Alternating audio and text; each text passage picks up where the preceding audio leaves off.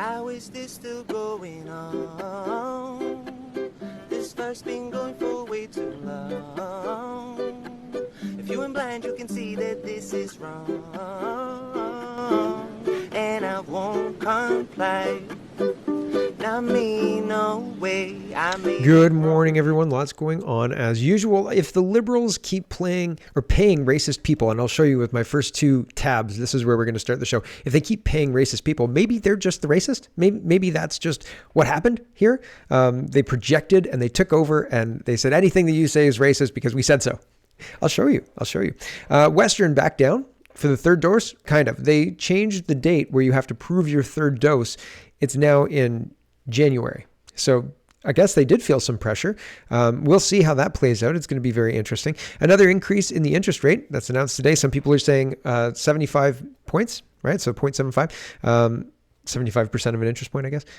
But very interesting to see that playing out. And will that cause inflation to slow down? They said that the reduction from 8.1 to 7.6 was because of the interest rate rises earlier this year. You're welcome. Right? I guess inflation's kind of slowing down. Isn't the goal 2? Shouldn't it be 0? Yes. School board trustee candidate in a mask is the craziest TV you'll see all week. And it's Canadian. And she kind of gets called out on it because it's really something. It's really something. We're going to watch it. Freeland going to NATO. Please. Not really, because then she'll just be Trudeau's boss, which will just be worse. Compared Tamara Lich to Myles Sanderson. And Myles Sanderson has 49 convictions. Tamara Lich, of course, has 49 days in jail, or 48 days in jail. So that's interesting. 59 convictions for Sanderson, and he's out. Of course, now he had to meet with parole officers, and somebody was saying that he tampered with an electronic bracelet. So he should have been in jail, and they were looking for him since May.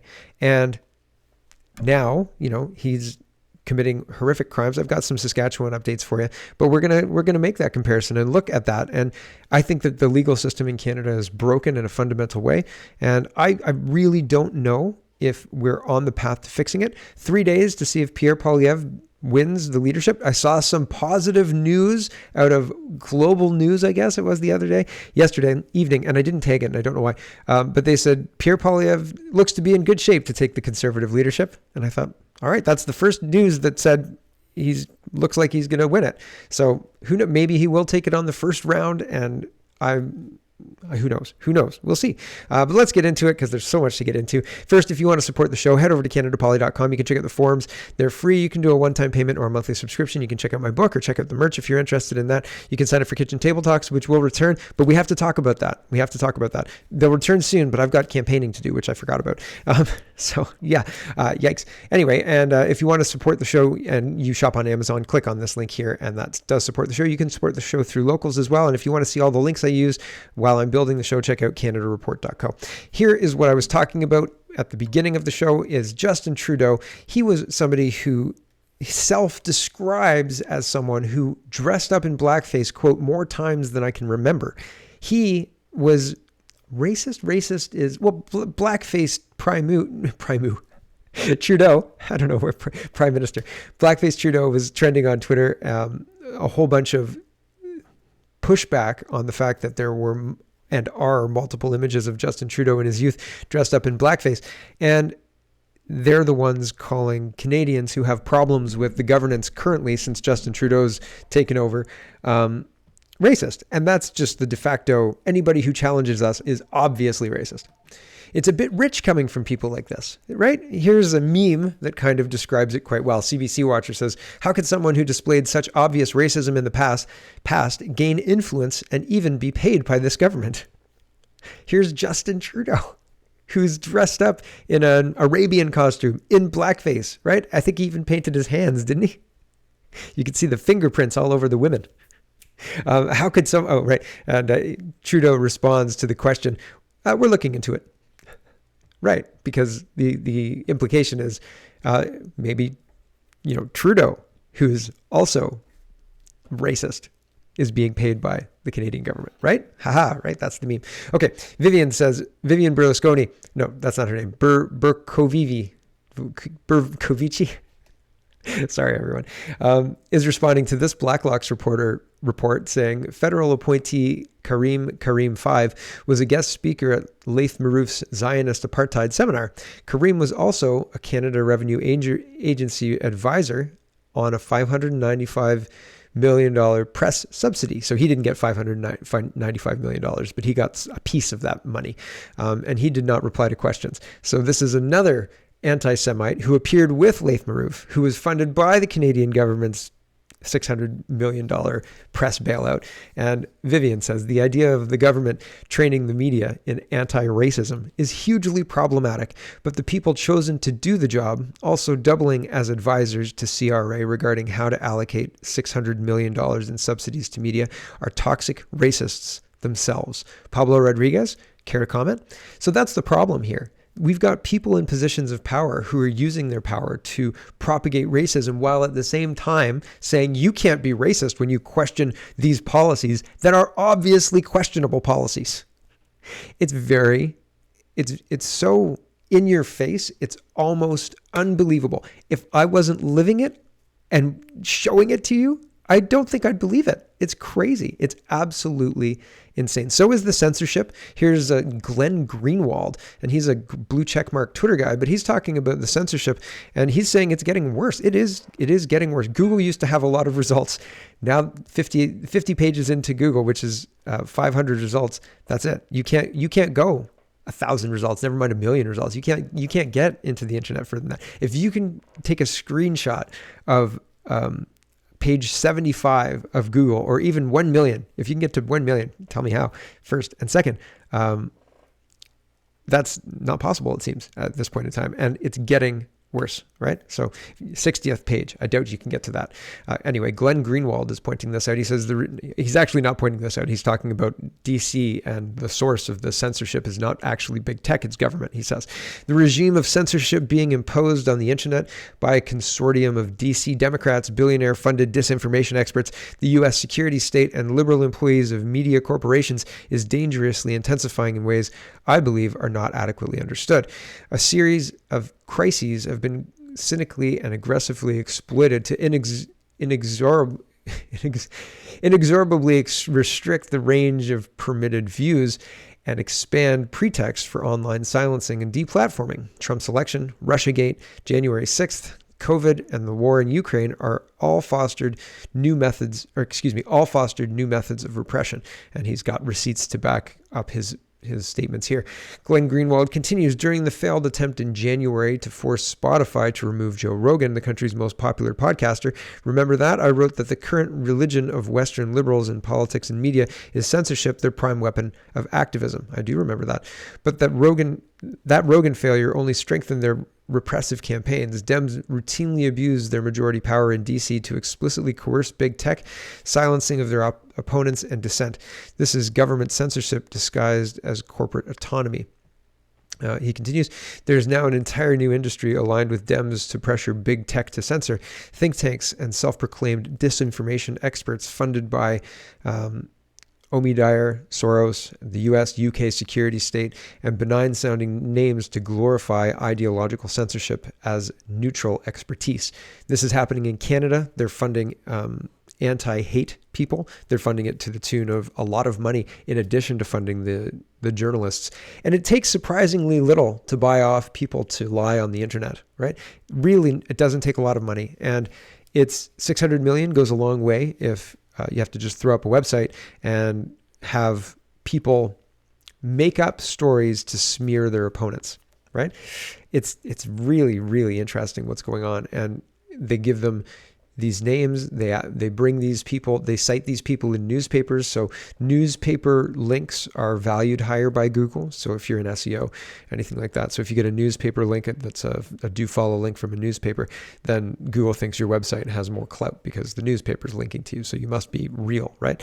And so because of that, and the newspaper linking to anti-hate networks and using these people as experts, they have a facade of credibility, but they don't have credibility. They're just pushing propaganda, right? And so that's what's happening. We're having our Discord hijacked by this facade. It's unbelievable. New mug coming. Anyway, Glenn Greenwald continues, the worst, most vile arm of this regime are the censorship-mad liberal employees of big media corporations, masquerading as journalists. They align with the scummiest Dem groups to silence and deplatform. Yeah, yep. Leith Maruth is just one example, and there are many more examples. Anti-hate, what's that guy's name? I can't remember. The guy who runs Anti-hate. And him and Greg get into it, I guess. But I just ignore them generally because they're ridiculous. And I just don't have the time for it. So anyway, I'll continue. It is astonishing to watch the Dems and their allies in media corporations posture as opponents of fascism, while their main goal is to unite state and corporate power to censor their critics and degrade the internet into an increasingly repressive weapon of information control. A major myth that must be quickly dismantled, political censorship is not the byproduct of autonomous choices of big tech companies. This is happening because DC Dems and the other security infrastructure around the world, not just in the United States. And they say, and the U.S. security state are threatening reprisals if they refuse. They're explicit. So here's an explicit threat from the U.S. security state if they don't. The issue is not that the companies before us today are taking too many posts down. The issue is that they're leaving too many dangerous posts up. So if they don't respond to this criticism by the government, your algorithm is bad, and so you have to change it to remove things that say bad things about me. Then they'll be sanctioned because these people are making laws, right? And Glenn Greenwald continues, but the worst is watching the people whose job title in corporate HR departments is journalist take the lead in agitating for censorship. They exploit the platforms of corporate giants to pioneer increasingly dangerous means of banning dissenters. These are the authoritarians. This is the frog in boiling water problem. The increase in censorship is gradual but continuous, preventing recognition of how severe it's become. The EU now legally mandates censorship of Russian news. They've made it illegal for companies to air it. Same in Canada, but not the CRTC until the CRTC gets control of the internet, which they're trying for. So many new tactics, but you can't watch RT on Bell or anything that carries CRTC regulated broadcast. So you can't get it on like across Alberta, or like if you wanted to, right? If you were previously subscribed to RT, no longer. Anyway, back to this. So many new tactics of censorship, repression have emerged in the West. Trudeau freezing bank accounts of trucker protesters without charge, without trial. PayPal partnering with ADL to ban dissidents from the financial system. Big tech platforms openly colluding in unison to deperson people from the internet. I've seen that. If you Google, I meant to talk about this before, but if you Google Amazing Polly, it comes up with not a whole lot of good results. I just tried it and it didn't work. It returned a lot of results, or the normal Google number of results, but still there's something wonky about that. I'll see if I can find the tweet because I made a note about it. But anyway, regardless, back to this. All of this stems from the classic mentality that of all would-be tyrants. Our enemies are so dangerous, their views are so threatening that everything we do, lying, repression, censorship, is noble. That's what made the Sam Harris confession so vital. That's how liberal elites think. This is why I regard the Hunter Biden scandal as uniquely alarming. The media didn't just bury the archive. CIA concocted a lie about it. It's Russian disinformation. Media outlets spread that lie. Big tech censored it because lying and repression to them is justified. It's noble. Just like burning down a post office isn't violence if you're on the right side of the political argument, right? The correct side. Not the right side, the correct side, right? Watching those people talk to citizen journalists when they were standing there trying to light the post office on fire in Portland, I think it was unbelievable because they really, really believed it. They really believed that what they were doing wasn't violence and was justified because of some political situation that they believed was current. And that's wild. That's absolutely incredible. The authoritarian mentality that led CIA, corporate media, and big tech to lie about the Biden archive before the election is the same driving this new censorship craze. It's the hallmark of all tyranny. Our enemies are so evil and dangerous, anything is justified to stop them. How come not one media outlet that spread the CIA lie, the Hunter Biden archive was Russian disinformation, retracted or apologized? This is why they believe they're so benevolent, their cause so just, that lying and censorship are benevolent. The one encouraging aspect, as so often happens with despotic factions, they're triggering and fueling the backlash to their excesses. Sites devoted to free speech, led by Rumble, along with Substack, Calvin, and others, are exploding in growth.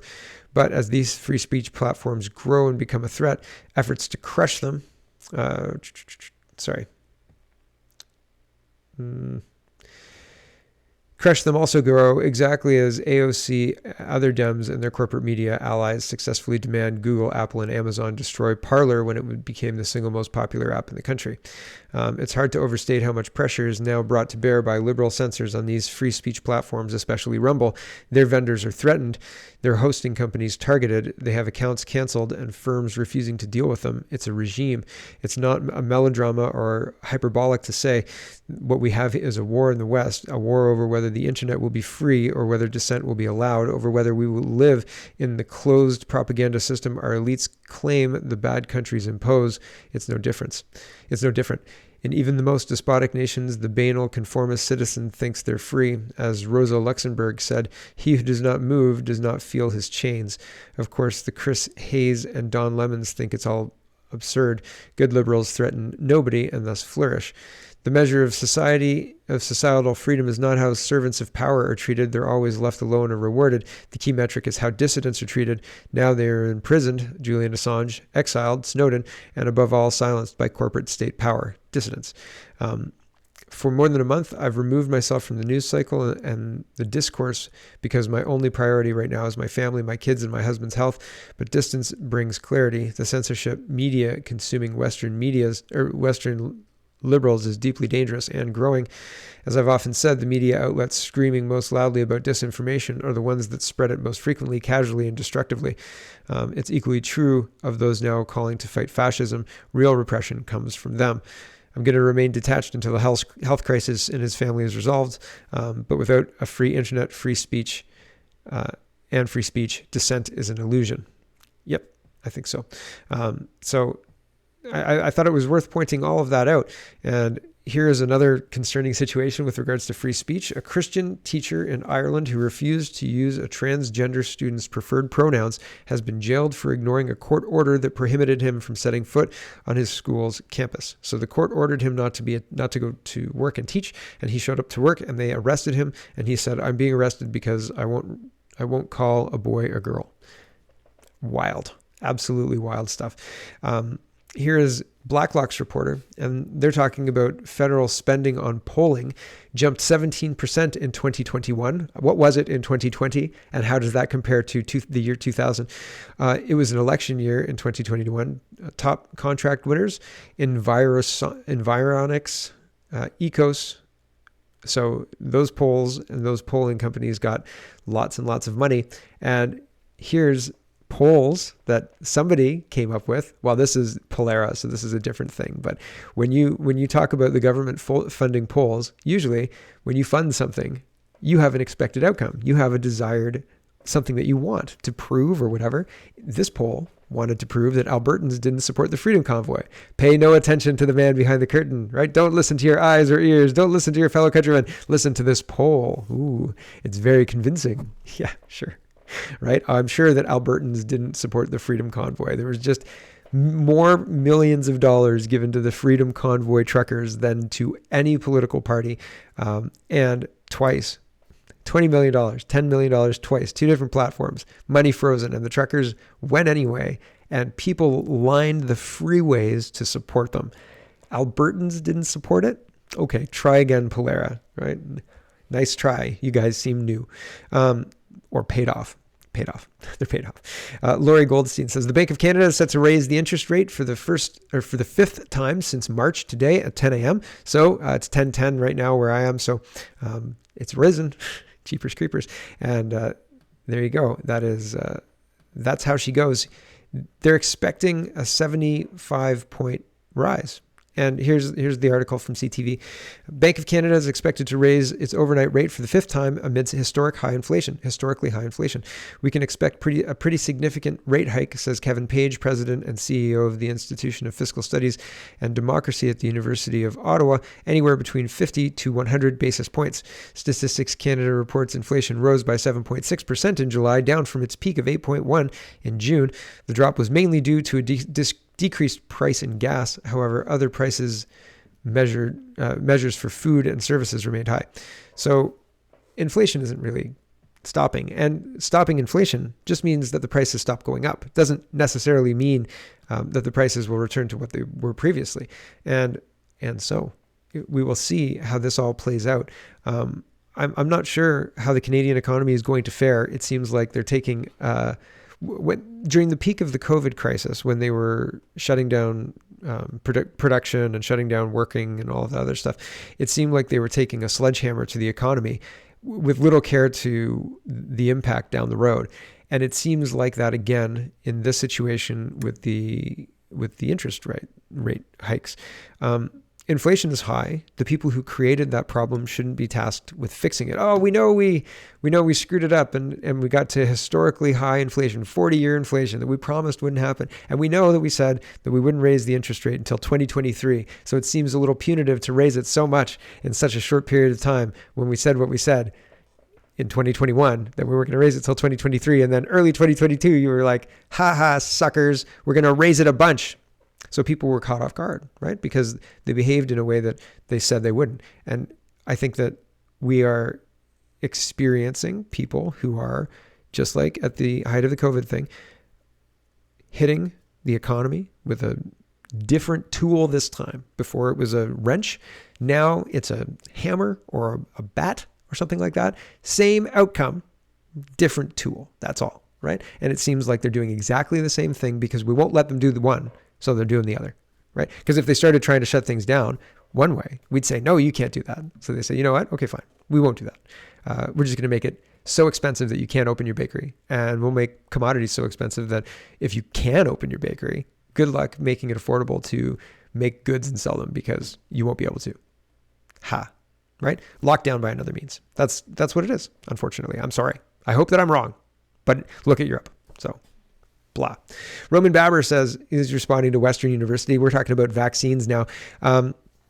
Western University released this 17 hours ago, so they're kind of backing down. And they say, given Health Canada's approval of the new bivalent vaccine, Western University is extending its deadline to submit proof of vaccination for a booster dose to January 9th, 2023. So now Western kind of backs down from their self-imposed cliff. People who are not boosted yet have until January to get boosted and prove it. And I think that's, is that a win? Is that a response to people's backlash? Is that something to note? I think it is something to note, but I don't know what happened. Roman Baber responds to this. He says, malarkey. Good word. I like that one. There is essentially no difference between the Omicron vaccine and the booster. Western University is the only school to mandate a third shot. This is a retreat to buy time. I called and told them they won't see another cent from me until this is over. And they've apologized. Need to say sorry when you say silly things. Canadian Independent says the Public Health Agency of Canada is seeking registered nurses for quarantine officer positions at various locations across Canada, including ports of entry. Do you want to be a warden? No. Nope. I saw Shawshank Redemption. That didn't work out for him. Seeking registered. Oh, yeah. So this is the highlighted position. Closing date, October 31st, 2022 at midnight Pacific time. And registered nurses. Wild stuff. What do you think the quarantine chief will be in charge of? Do you think there will be some kind of legal structure to back it up? Or do you think that Health Canada will be given some kind of legal structure? I think the messaging, I think there could be a real case for the government of Canada damaging people with the messaging that it's done. Look at how damaged this poor woman is. She's running for Ottawa School Board. And she went on TV. This isn't a joke. This is real. Okay. I wish this was a joke. I wish this was Greg. Okay. I can't wait to see Greg's take on this. This is real. Okay. And Matt Strauss has unbelievably good hair. Holy smoke, Matt. Great hair. But this woman is a doctor. She's running for school board trustee. And she is wearing a mask on this television appearance. And it is the craziest thing you will see today. I promise you. Here we go. It is inappropriate to say that masks are some form of hardship. They are not. They are not cruelty, Matt. They are not in any way restricting people's ability to make friends, to play, to work, to do any of the things. In fact, there are places in the world where even, for example, in Italy, opera singers are on stage wearing masks. There is nothing that you are saying that is based in science or medicine. What you are saying is based in right-wing, anti-mask, anti-vax ideology. Got that in there. It is... Holy smoke. So Matt, the response of Matt Stroh, he's the public medical officer of health for Haldeman, Norfolk. And I always say that wrong, but whatever. And his nonverbal responses here are the restraint he's showing, because I usually start talking and then I rein myself in. I'm like, okay, I've got to let them finish. Right-wing ideology masks are, yes, an impediment to children learning. There's a lot of speech and language pathologists who are reporting drooling in children and poorly formed words because they can't see people's mouths moving. Kids need that. And this doctor being so politically animated here. And I mean, it's very clear. I feel so sorry for this poor woman, but it's very clear that she's either taken with this, or she believes this to a degree that I don't think that there's any data that backs this up. This has just been drilled into people that it works and that you shouldn't question it, and people who question it are bad. And she doesn't want to be a bad person, so she's not going to question it. But it's just, I feel like this kind of damage is actionable. The Canadian government did this. They put news articles and paid news journalists, paid for advertisements. The Ontario government paid for unending advertisements about masking and this and that. This is not a healthy standpoint to have. This is very concerning. If you don't look at this from a strictly like get the popcorn, holy cow, society is careening off a cliff, and you look at this from a personal level, this is really, really concerning. Here's Anthony Fury and Steve Paikin says, "We've done hundreds of programs since COVID began, and you're the first guest we've ever had who is wearing a mask on air." Right. That's unbelievable. And I don't think that shows a sign of a healthy society. When people are showing up looking like this for a TV interview on Zoom, even in person, I think I would have some serious questions, but on Zoom, way, way bigger questions. And this is not a red flag for people. This is not a red flag for the Canadian government. In fact, it seems like this is an indication to double down. Here is this guy. I thought it was Palminder Singh. And he says, check your inner peace. This is Trudeau pushing vaccines. Now, I showed you the video. I like comparison videos, right? With that kind of damage in mind, that person who's very worried about the vaccine or worried about the COVID stuff, and she's got a mask on a video where she's sitting in her home alone. Justin Trudeau is still promoting vaccines as a savior. It didn't work last time. Here is Palminder Singh, and he shows us, and it's about a minute of Trudeau, but it's two different press conferences 7 months apart where Trudeau says, we hit 80, 85%, 90%, yay. And then he says, we need boosters to hit 85, 90% in order to avoid a terrible winter. One other thing I'll mention, they said that last year, winter of 2021 was going to be a winter of death and destruction and, terrible things for vaxxed people and stuff, or for unvaxxed people. And that didn't happen. So this winter fear-mongering stuff, check it, right? Just kind of put it on a shelf and say, okay, I'll look at it if something happens. If something happens, I'll bring that down and say, maybe do these things connect? But until something happens, okay. 7 months ago and now. And this guy's funny. Most important thing is don't let this guy to destroy your inner peace. Breathe in, breathe out, okay? Just wear your magical glasses, people, and listen to him 7 months ago, all right? It's important to underline that close to 90% of truckers in this country are vaccinated, like close to 90% of Canadians. Canadians have stepped up to do the right thing to protect the freedoms and the rights of Canadians to get back to the things we love to do. We know the way through this pandemic is by getting everyone vaccinated. And Trudeau 3 days ago. Just listen, that's it. Get out and get vaccinated. If we are able to hit that 80, 85, 90% of Canadians up to date in their vaccinations, we'll have a much better winter with much less need for the kinds of restrictions and rules that were so problematic for everyone over the past years. But that's where individuals choosing to make sure they're up to date in their vaccinations with these new vaccines is going to help us all get through it and keep life open and free the way we want it to be. And Parmenter comes back and says, I wasn't vaccinated, and the people who got vaccinated are sick, so why are you pushing this nonsense? Here is a Romanian MEP, Christian Terez. Sorry if I've got that wrong.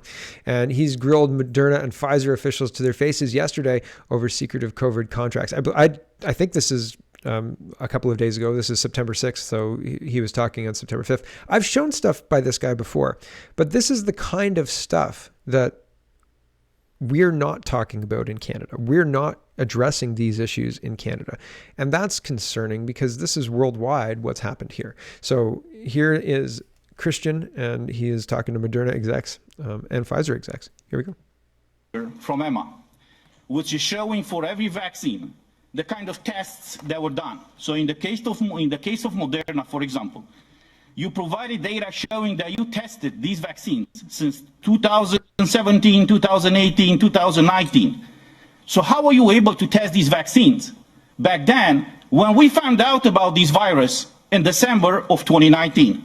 Second question, the contracts. You mentioned here that there are some secrets or some confidential information in these contracts that should protect your interests. Now the question that I address to you, what about the interests of us and the interests of the European citizens? Because this is how some of the pages from the contract between Moderna and the European Commission is showing. So I'm asking you, do you think this is fair to all of us? To talk about these vaccines, to talk about boosters, to talk about medical products, when we don't know the clauses of these contracts. So the direct question to you, Mr. Bonsell, is when are you going to fully publish the contracts that you had both with the European Commission and with the member states of the European Union? Another question, the issue of liabilities. You were asked by our colleague here about the liabilities and you avoided to answer this question. So my question to you is, why are you pushing the liabilities on the states and on the people who receive these vaccines and might have, and I say might have, adverse effects, while you get all the profits? Nevertheless, the bivalent boosters, this is the last question. Yeah, but you just stated here that these boosters were requested by the US government, who also approved the boosters without trials on humans. So I'm asking you, do you think this is fair? Do you think we can go and ask the European citizens to be vaccinated with some medical products that were not properly tested or not at all tested in humans? Thank you. Mr. Terez, next time I'll deduct 40 seconds from your speaking time. This is an important issue. With all due respect, it's an important issue, and the reason why they are here is to answer questions. Yes. And I see that they are all avoiding answering concrete questions from my colleagues. Yeah, but it's also respectful for your colleagues. They have to be... Liberals don't answer questions they don't like, especially if it's damning, right? They just don't answer the questions they don't like. So do you think we're going to get the answers? Not without a little bit more encouragement. I think that we're not going to get the answers, right? So that's not so good. Okay, let's move into Saskatchewan. It's not so, I mean, it's an understatement of the century. That's not so good, right? We're sliding into a place where our economy is being pummeled on every angle by incompetence, intentional incompetence. And so how do we respond to that in a way that seems like a coherent response? Because at this point in time, the people who are supposed to be protecting us from bad faith or bad practices at the economic level are the ones who spike the interest rates, and the people who are supposed to be protecting us from bad medical practices are in bed with the big pharma companies, and they say, listen, you're being kind of disrespectful to these executives. Don't be so mean. When the guy is saying, did you really seriously get these things approved with 8 mice tested? 8 mice? That's it? How are the 8 mice? Are they still alive? the people asking the questions get into the trouble, and that's a huge issue. Here's another huge issue. Saskatchewan. Let's talk about Saskatchewan. National Post is reporting yesterday parole board saw a high risk of violence in Saskatchewan's stabbing suspect Myles Sanderson, but approved his release anyway. Shocking, right? This is our justice system at work, and I think that worrying about numbers of racialized people being overrepresented is worrying about the wrong thing. What crimes are they committing? If it's a violent crime, then the race doesn't matter. The skin color doesn't matter. I don't think that the skin color matters anyway. Now, personal circumstances do matter. There are circumstances where situations happen and good people do bad things, and people can be rehabilitated pretty well with alternative programs. I fully do believe that. But in certain cases where people have committed multiple crimes and been convicted multiple times and seem like loose cannons or unreliable, not people that you would trust to water your plants, etc. No, there must be a higher burden than that. But like if you've got 25 convictions, let's say, and you say, listen, man, number 26 is it. Do you think that that person's listening to you? Right? At 50, how many more convictions before it sticks? Right? Obviously, maybe this one sticks, but maybe they let him out. Maybe he says, remember excuse 31. That seemed like a really good one. Let's use that one again. And maybe he gets out, right? Oh, this whole thing was a misunderstanding. Now, Tamara Lich.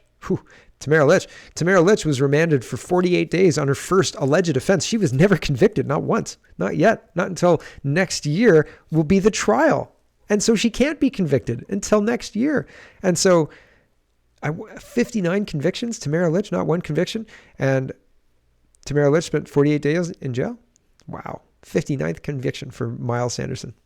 That's what Justin Trudeau has done to our legal system. That's how safe Canada is. And if you're in Saskatchewan right now, things are not good.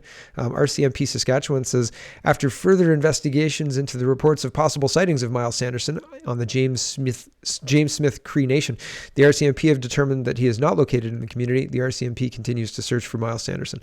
As the whereabouts of Myles Sanderson remains unknown, the emergency alert is active for the entire province, and we continue to urge the public to take appropriate precautions. Does it seem like they're using this to scare people? Having a countrywide warrant would possibly do the trick. Having a province-wide open-ended emergency alert seems like people have lost control. We're just going to leave this open until we can find this guy. Thanks, everybody, for taking precautions. How do you protect yourself in a situation like that? Here's a video of people driving up, and I don't know if this is I don't know if this is anything to do with this crime or not, but this is unacceptable. Huchu says, I was told this is footage from the recent alert from the Lloydminster area, RM of Britannia. They were looking to steal fuel. The farm owner or wife asks if she can help them, and the chugs bust off a couple rounds into the house. It's getting restless. So here's that video. I don't know if it's loud enough. It's like a Ring doorbell camera.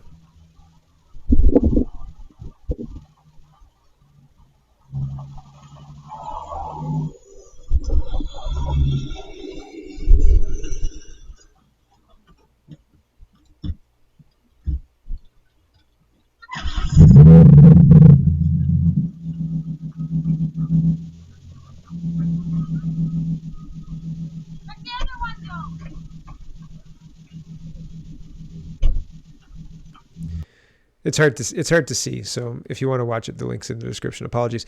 But fundamentally, they tried to steal fuel. So that's interesting. Michelle Remple, and if the RCMP were the ones who were supposed to protect these people, if they didn't have protection of their own, then what would they do? How would they deal with that situation? Because that's a scary situation. If there's a province-wide emergency alert and some people show up on your farm and try to steal fuel, and you say, please, RCMP, come and help us. We'll be there in half an hour. Okay, well, that might be a little late. We'll hide in our panic room, also known as the basement. Here's Michelle Remple. So I think that the move to strip Canadians of guns is wrong-headed and foolish. Okay, Michelle Remple is talking about the WEF, and she has a whole thread about how the WEF is losing credibility and governments are going to quietly quit them. So here's Michelle Remple talking smack about the WEF. Michelle Remple says, objectively, this is the most tone-deaf interview I've ever read about the WEF. As I wrote, the WEF has never taken responsibility for putting the objectively bonkers Great Reset policy during the onset of COVID when the world was in a panic, particularly after Professor Klaus Schwab made the boneheaded decision to brag that he had infiltrated cabinets. If anything, the WEF has espoused increasingly crazy radical policies. In this interview, the WEF leaned in instead of distancing itself from it. It also did nothing to distance the WEF from Klaus Schwab's evil, villainous claims of infiltration of cabinets. That's the second time that's referenced. Ergo, the WEF is now quietly, if not publicly, viewed by most centrists, world leaders, political and corporate, increasingly as a radical organization whose elitist parties have become a liability as opposed to a value-added form for exchange of productive thought. I expect more businesses and governments to quietly quit the WEF, if not openly, given that the organization increasingly stands for crazy ideas and parties no one can afford, while giving tone-deaf, insufferable interviews like the one linked above. In short, if the WEF isn't a tone-deaf, radical leftist, out-of-touch lobbyist facilitator led by someone who has far exceeded his reach by falsely claiming ownership of the world leaders, they're doing a great job masquerading as one. If anything needs a great reset, it's the WEF. Well, I didn't think I'd agree with Michelle Remple, so I wonder why she's distancing herself from the WEF now. Time to rebrand, maybe? I have no idea. Very interesting, though.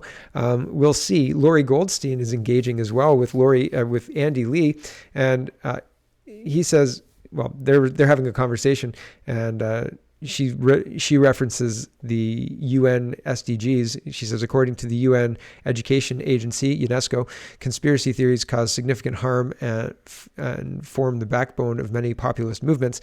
And Laurie says the UN's Agenda 30 isn't a conspiracy theory. That's the SDGs. It's right out in the open. Elites telling everyone else how they should live. United Nations Department of Economic and Social Affairs transforming our world. The 2030 Agenda for Sustainable Development. And so there you go. Lori Goldstein. More mainstream reporters are linking to this. People are learning about this.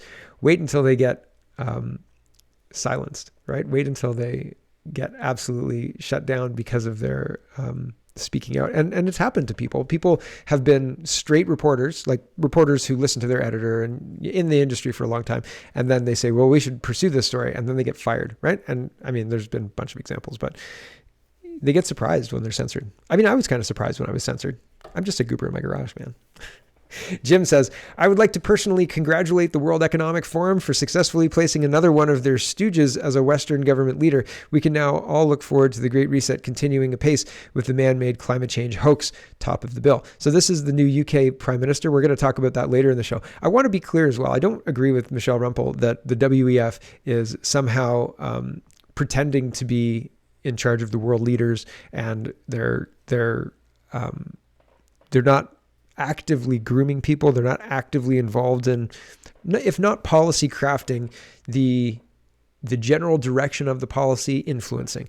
I think that Michelle Remple is trying to distance herself. But when she was saying that, Klaus Schwab is villainous and all of that other stuff, I agreed with that kind of stuff.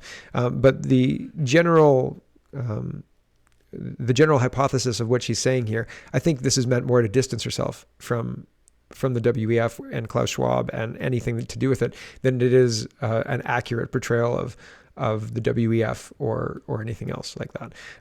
Because it seems like our deputy prime minister and leader of the balance of power who's propping up this minority government are all WEF acolytes. Biden in there too, Boris Johnson, Liz Truss. So many world leaders, it's not even funny. These people hold power. Like, you can say, oh, it's a conspiracy theory, and they're just a hokey pokey, hilarious people who think they have power. Oh no. These people hold power. You don't walk around saying we've penetrated Z cabinets when you haven't penetrated Z cabinets, right? Like, who would brag about that? First, if you have penetrated the cabinets, you have to be so secure in your power to brag about that you don't care who knows it. And the distancing, Maybe they're not so secure in their power now. Now they need to look like a little Mickey Mouse organization. They hold power. Believe what you can suss out, not what people tell you. Okay. But it was interesting. It was an interesting little clip from Michelle Remple trying to get on the right side of Canadians there. Oh, I never believed the WEF held any power. I just supported Patrick Brown for reasons. That 18-year-old girl knew what she was doing. Okay. Moving forward. Financial Post. Oh, I had to read this one. I didn't yet. Hold on. We'll talk about climate change in a minute. Here's Spencer Fernando. We'll talk about governance now. A key reason, says Spencer, people are so angry these days is that rather than simply getting out of the way and protecting basic freedoms, governments are deliberately trying to get us to accept a lower standard of living. It used to be a widely held belief across the political spectrum that we should be getting more and more prosperous and that we elected governments to keep us free to achieve that prosperity. Now governments constantly push themselves into our lives and get us to have less and be happy with less. In effect, we're being told to give more and more of our money to prop up leaders who want to make it tougher for us to earn that money in the first place. This is not normal, and this is not how things are supposed to be. Right. And I often talk about being able to be self-sufficient for energy in Canada. We could set the price of oil, we could set the price of gas, and we could say we are going to produce enough oil every year to keep the price of gas stable in Canada and keep it at exactly 71 cents a liter or whatever you want. And we would have jobs, and we're going to make pipelines to put our Canadian-made oil and gas in Canadian pipelines all across the country to be self-sufficient. Holy smoke. It seems so straightforward and easy. You could have an 8-year project to get us self-sufficient in 8 years and then celebrate when you do it in 6, right? Celebrate even more when you do it in 4. But you could do that. You could get people really excited. How much money would that cost? Could we justify all of that money, all of those jobs for Canadians? Could we? And they won't do it, though. They won't do it because they're not interested in doing any of that, because that removes the ability to scare people, ability to frighten people, ability to control people with inflationary oil shocks, et cetera, et cetera. And why would they do all of that? I have no idea. Wink. CTV News is reporting Justin Trudeau holding an affordability-focused cabinet retreat in Vancouver. They work together in Ottawa. We built and fund taxpayer blah, blah, blahs for them to work and have meetings and rooms, and the governing party has access to all these buildings, and we pay to run these buildings. We pay for staff to staff these buildings. We pay for catering and all sorts of food in Ottawa. These Liberals go out to the furthest place from Ottawa to talk about affordability? Disconnect, right? That's a big disconnect, don't you think? Here's Voodoo Viking, and he says basically the same thing. He says, fly the entire cabinet away, as far away from Ottawa as possible, stay in the best hotels, eat the best food, and drink the best wine, and discuss how the plebs can live affordably. Canada has become a joke. Yeah, it really has. It's terrible.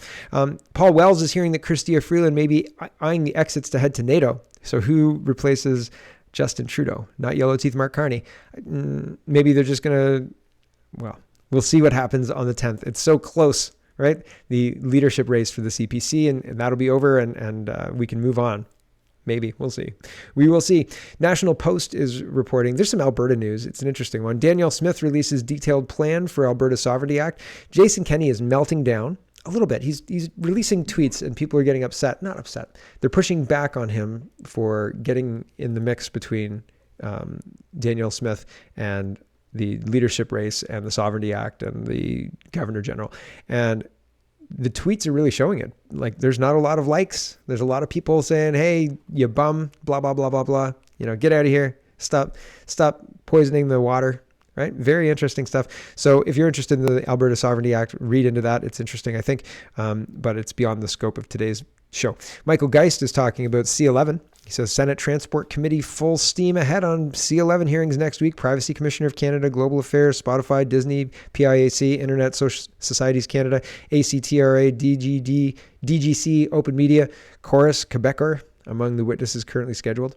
Very interesting indeed. I think that they are going to pass it, and I think that internet censorship is going to become ubiquitous in Canada. So we'll see. I hope I'm wrong. I really do. I really hope I'm wrong, because I like doing my show. CBC says, blockades are not terrorism, says Bill Blair, following an exchange with Conservative MPs. This is from February 27th, 2020. So it's a little early. And Commissioner Brenda Leckie says, enforcement is the last option. This, of course, isn't about the convoy or anything like that. This is 2 years before the convoy. It's about rail blockades, right? Yeah, because obviously the difference between blockading and setting things on fire on railroad tracks and the people who are in Ottawa is the honking. So, I mean, terrorists honk, right? That's the difference, clearly.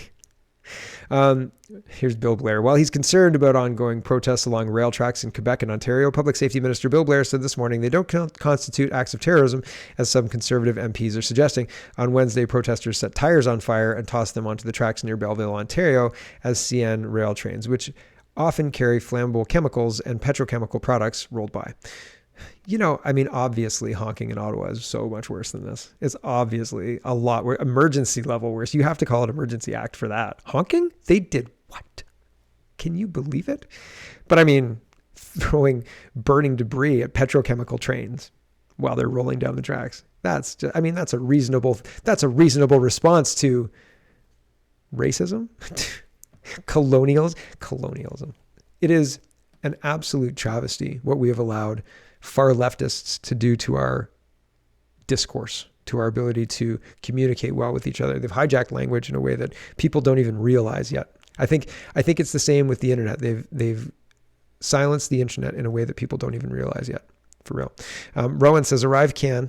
Update 1 of 2. I just crossed back into Canada after a weekend in Western New York using the repugnant and discriminatory Justin Trudeau Arrive Can app.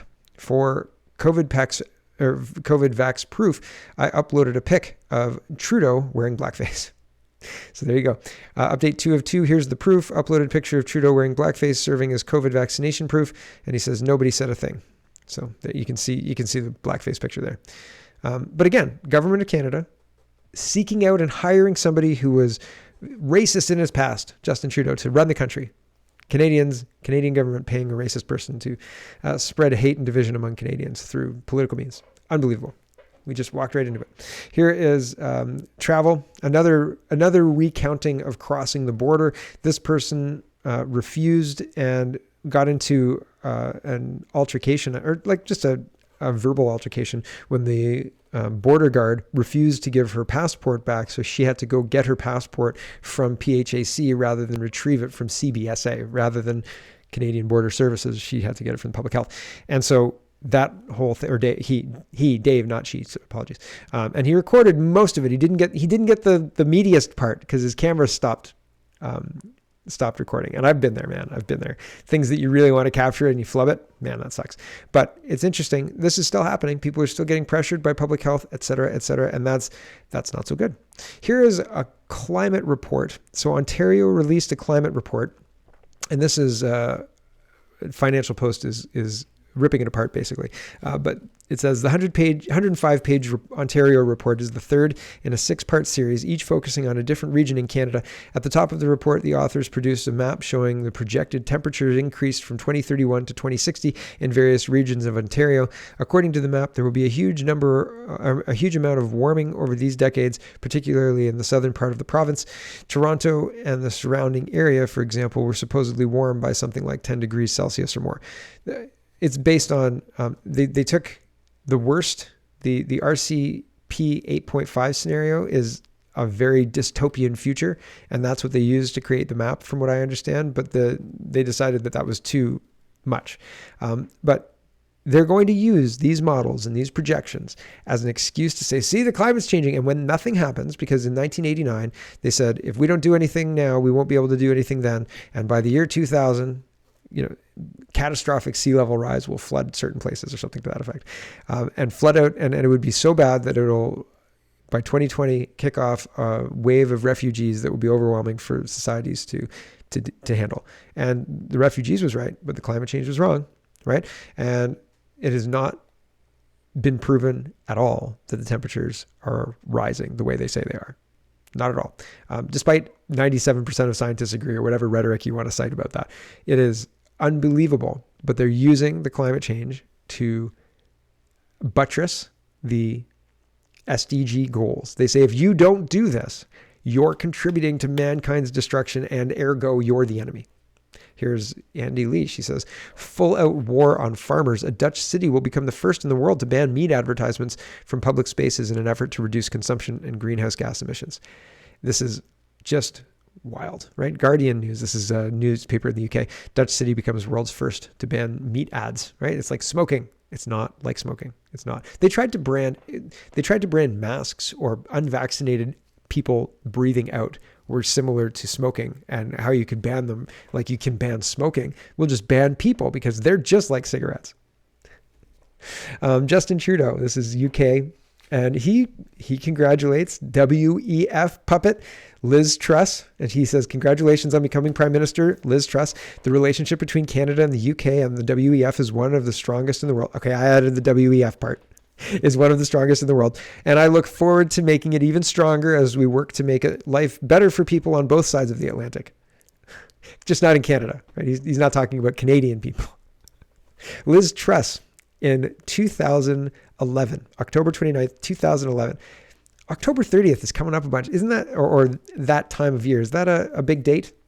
I know Halloween, but October 29th, October 30th. Anyway, she says, this person is the current Prime Minister of the United Kingdom. She was sworn in yesterday. Anyway, she says, we used to see Jimmy Savile at the Flying Pizza on Street Lane, Roundhay, always in good spirits. Rest in peace. So that's the new Prime Minister of England. And if you know why that's concerning, good job. And if you don't, look into who Jimmy Savile is. This is a real tweet. As far as like United Kingdom government official. Whew. You would think that would be a problem. You'd think somebody in the House of Commons would be like, Liz, could I have a word? Global News is reporting. The G7 wants to put a price cap on Russian oil and gas. So they don't want to pay too much because they stupidly destroyed all of their energy ability to make energy. And now they need to pay Russian prices. And the Russians are willing to sell it to them, but for a price, right? And now that they want to put a price cap in, Russia's saying, yeah, we won't give you anything. We won't give you anything at all. You can freeze in the dark. Weird. I mean, it's exactly how you would behave if you held all the cards. And it seems like everybody's acknowledging Putin holds all the cards here. So Global News is reporting, quote, we will not supply gas, oil, coal, heating oil. We will not supply anything, Putin said. So good luck. Yikes. It's very interesting because the whole time, I think Putin has been dealing with the real world in that the modern society that we have.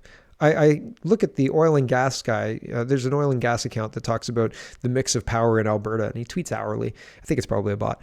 But I retweet it all the time because I've never seen the fossil fuels, oil and gas, be anything less than 80%, 75% maybe is the lowest I've seen the oil and gas be accredited on that account. With that's the lowest baseload. Wind, solar, they get up to 25% maybe of the mix. And that's if it makes sense to use it, because using it is, well, I don't know. Sometimes wind is making 10%, but providing 3% to the grid, right? And I don't know why there's a discrepancy there. There is. So I don't know if there's loss, like if 10% of wind power equals 3% to the grid, and so that has to be made up through coal, or if it's just a pain in the butt to turn off like 8% of coal for wind that might stop blowing in 10 minutes, right? It's probably a mix, probably the second one. But when you sit there and you behave like the world doesn't need energy, and like you don't need a stable base load of energy to run our modern society, and like energy demand isn't increasing because of immigration or any of those reasons. If you refuse to accept those realities, then you're going to be doomed to have Putin sit across the table and say, I have all this energy behind me, and I'm not going to give any of it to you unless you pay me what I want. And if you don't pay me what I want, your citizens are going to be really mad at you. And I don't care. They've done this to themselves. Trump even warned them, and they've done this to themselves. And they all said, oh, Trump, you're an idiot. We're going to laugh at you. Ha, ha, ha, ha, ha. He was right, man. So sorry about your luck. Okay, this is Peter Ducey asking why it was okay to question the results of the 2016 election and not okay to question the results of the 2020 election. And it's kind of a funny exchange. I think it's one that is worth watching just because the open double standard is absolutely blatant. There is absolutely no question that there is a double standard. And when you call them out on it, they will... Oh, Peter, go ahead. They will excuse themselves and feel just like the Glenn Greenwald piece where he was saying that any lie is justified because it's noble. I think that they'll say anything that they think will sound plausible because they think they're on the right side of history and that Trump is on the wrong side of history, and that anybody who aligns with Trump is wrong and they're right. And that the ends justifies the means. And it's not accurate. That's not how reality works. Here's that question. Here's that exchange. Thanks, Green. A follow-up about the MAGA Republican attention. So if we're all in agreement that it is incorrect to say the 2020 election was stolen, what about the 2016 election? Look, I'm not going to go back to where we were or what happened in 2016. We're going to focus on the here and now. We're going to focus on what's happening today, this inflection point that the president pointed out very clearly, very decisively in a few speeches about what the country needs to do at this time to bring the country together. And he believes that's where a majority of Americans are when it comes to protecting our democracy, when it comes to protecting our rights, and when it comes to protecting our freedoms. That's what we're going to talk about. That's what we're going to focus on where we are at today. But just in trying to understand. So I'm not going to answer your question because that was 2016 and this is now.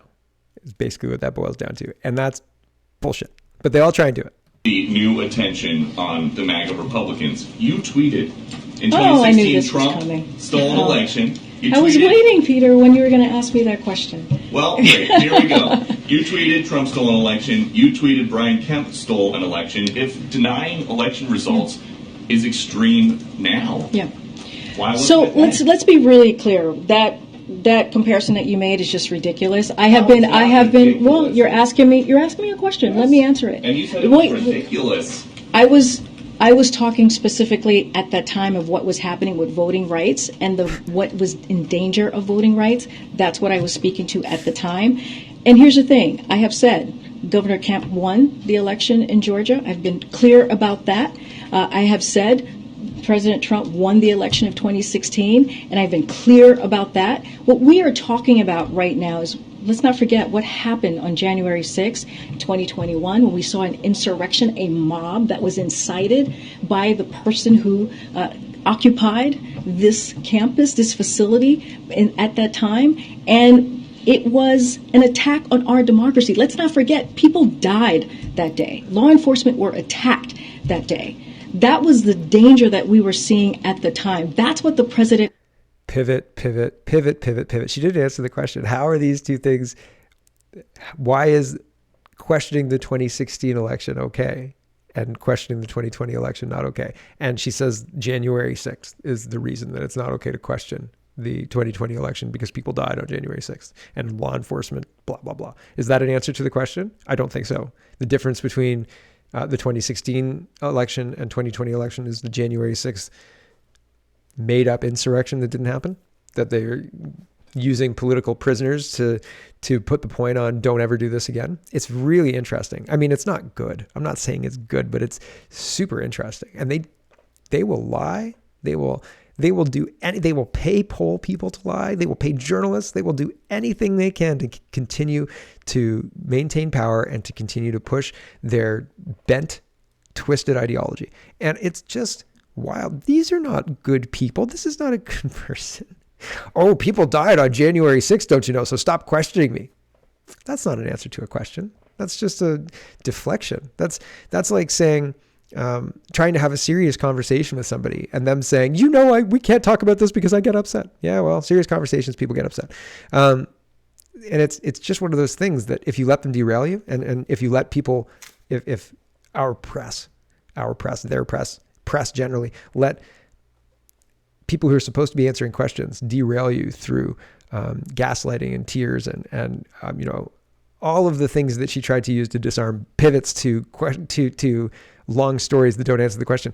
If we don't hold them accountable, then it's the same as accepting that we don't have access to that reality. We don't have access to those answers. We never will, because they won't answer the question. They'll just pivot to something like, why blah, blah, blah, blah, blah. Well, Trump's bad because blah, blah, blah, blah, blah. Just restate and answer the Trump question, because they're allowed to, they get away with it. They get away with it all the time. It's unbelievable. And wow, this Liz Truss thing, how's that going to work out? Jeepers creepers. It seems like further control, and the WEF is trying to distance or not be as public about what they're doing.